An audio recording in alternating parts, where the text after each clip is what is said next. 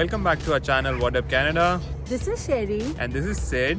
and if you're watching our video for the first time, so let us tell you something about us. So we are fairly new immigrants in Canada. We moved here 2 years back from India, and now we are exploring our new life in this new country. So we love making videos about how has our life changed, what are the challenges we faced, what do we like about living in this new country, and basically all the new experiences we are having as new immigrants in a new country. So we've been getting a lot of queries about how life is here in Canada, and then we thought that why not take this very interesting topic which people messaged us about, which are the top challenges that we faced as a new immigrant or a newcomer in Canada. So point number one is renting a house. So now when you have decided to move to Canada, of course you need a place to live in. And what are the different ways where you can actually get a place to live in before you have moved to Canada? Yeah, so if you have your friends and family out here, you can probably request them to find a place for you before you land here in Canada. Or else there are options like Airbnb, wherein you can stay for like 20-30 days, and meanwhile you can search for a house for yourself. So for an Airbnb, the good part is you can already book it before coming to Canada. So when you land here, you'll already have a place to live in, and simultaneously you can search for a permanent house to live in. Yeah, because the property rates here are so expensive. And a one-bedroom basement costs you around 65,000 to 90,000 INR. And if you go in for a condo, one bedroom might cost you 1850 Canadian dollars, which is close to like 90,000 or 1 lakh INR. So it's really very expensive, and the area that you choose is also very critical to the price as well. So in downtown Toronto, this might be like super expensive, but if you move to GTA, you might get a cheaper accommodation.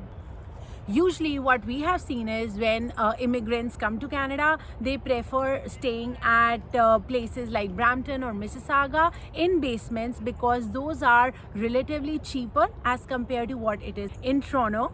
So I think when you are landing here in Canada, you are still searching for a job and settling in, it's better you take up a basement in Brampton or Mississauga and pay little rent and not waste your money on just paying that rent. So next up is opening a bank account. So now when you're in Canada, you need a bank account in Canada from a Canadian bank. Yeah, so there are major banks like TD, Scotiabank, RBC, BMO. So all the time these banks keep running great offers for newcomers. So do look out for them whenever you are opening a bank account to safely deposit your funds that you are carrying from your home country.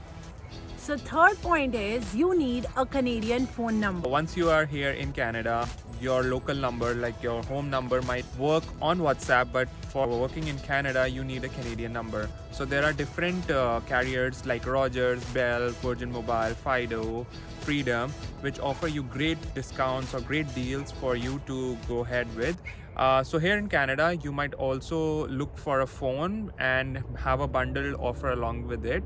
So usually what people do is they buy a phone and have their plan included in the phone. So rather than just going ahead with a plan which might cost you from $50 to $70, depending upon the gigs that you want, it varies from carrier to carrier. It's better that if you want to upgrade your phone, because usually what happens is during cold weather your battery tends to drain off, and it happened with me too. So I had to upgrade my phone, and then I bundled it with an offer that one of the carriers provided me.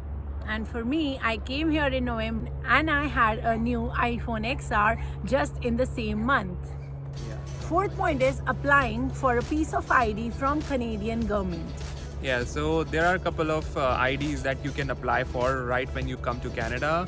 First being the photo ID, which you can grab at any of the Service Ontario locations. So what you need to do is you just go to your nearest Service Ontario location, carry your passport, carry your PR card, and then apply for a photo ID. So it usually arrives within 2 to 3 weeks of your arrival. Other ID being the driver license, so the first level of driver license being the G1, which is the written test, so-called the learning test, which we have in our home country. So you can go to any of the driver test centers, but these days being COVID, you have to book an appointment prior. And once you go there, just give your test, and if you pass, you get a driving license. For this, actually, it's a vast topic and we'll cover in another vlog. So for driving license, stay tuned for an upcoming vlog. But to get a photo ID, do visit your nearest Service Ontario location and get your photo ID as soon as you arrive in Canada.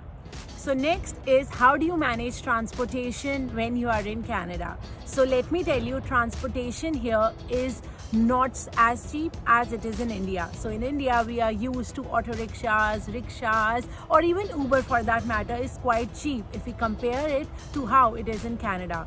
To be honest, it's been 2 years we've been here, but we must have taken Uber just twice or thrice because honestly, it's not affordable. So how do you travel or commute within your city or intercity in Canada? To be honest, the public transport here in Canada is quite good. We personally prefer taking the public transport too. So the buses, the frequency, you get to know well in hand then when the bus is coming, when the train is coming. And for using the public transit, we use the Presto card. The Presto card is one such card, just like your Metro card back home, especially in Delhi, I would say. So what you do is you recharge the card and then you use it at different stations or for different buses. And there's a monthly fee if you want to use a monthly pass, which is $155 or approx. And you can use that monthly pass for unlimited rides within Toronto region. So unlike Delhi Metro, this Presto card is not just for the subway or train, but it can be used in buses as well. So it's quite convenient, and everyone who is in Canada, actually, I think everybody does have a Presto card. You can't imagine surviving without a Presto card in Canada. Next is grocery shopping. So when you just arrive in Canada, you can enjoy Tim Hortons, you can enjoy various international cuisines this place has to offer, but there comes a time when you need to sit at home and start cooking. And for that, you need to start managing your grocery shopping. So unlike India, where we are used to having markets close by and we can, every day we can decide whatever we want and we can just go to the market and shop. But here, the concept is different. People prefer doing their grocery shopping weekly on weekends and manage it for the rest of the week. Yeah, so there are different stores like Costco, Walmart, No Frills, Loblaws, etc.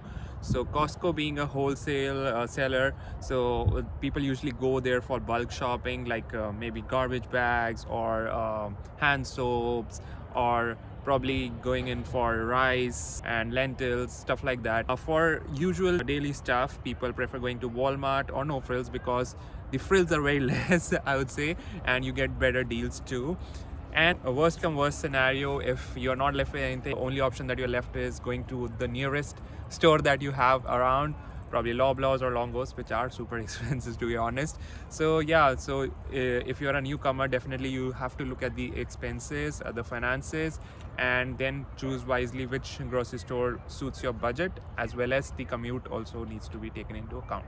And if you're wondering if you get the Desi grocery in Canada, let us tell you, yes, you do. You get everything in Canada. So these days, stores like Loblaws, Walmart, they actually have everything, Indian or Asian for that matter. But if you're looking for something too Desi, you will still get it in Indian stores. So you do not need to actually carry all those spices or utensils from India, because you do get everything here in Canada. Yeah, that's right. So and we did prepare a video on Desi grocery as well. So if you're wondering that during this COVID times, I don't want to step out of the house, or it's too windy, or it's too winter, that I don't want to step out of my house, so you can probably order it online, and we'll share the link in the description as well, wherein you can buy the Desi groceries online. So next is, and I would say the most important part, is getting a job. How do you find a job here in Canada? Because of course you need one to survive in a new country. So for overcoming this particular challenge, we did create a vlog on how we managed to land a job within 10 days of our landing. We did provide with certain strategies and tips as to how you can land a job for yourself as well, and what things to do before you are landing here in Canada, which might be fruitful for you as well. So make sure you watch that video too. It will be really insightful for you guys. We'll put the link in the description below. So apart from these challenges, there are a few other challenges you face when you come to a new country, because you are still exploring and still trying to understand how things work out in this country.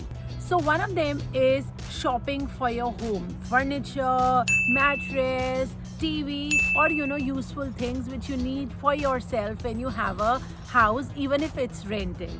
That's right. So that's the main lookout, like shopping for furniture, because you would definitely need a mattress to like sleep on. You would need a bed to like rest on. You might need a sofa or a chair wherein you'll work or sit or relax. So these sort of things are like we would call these secondary things, not the primary ones. But still they are a part of a newcomer once they land in a new country. So there are different places wherein you can find furniture, one of them being IKEA, Leon's, Structube, etc. But to be honest, if you are short on finances and you want to curb down your expenses, make sure you check out Facebook Marketplace or Kijiji, wherein you can find stuff for really cheap. Some might be selling it just for free. So make sure you do check them out before you buy something.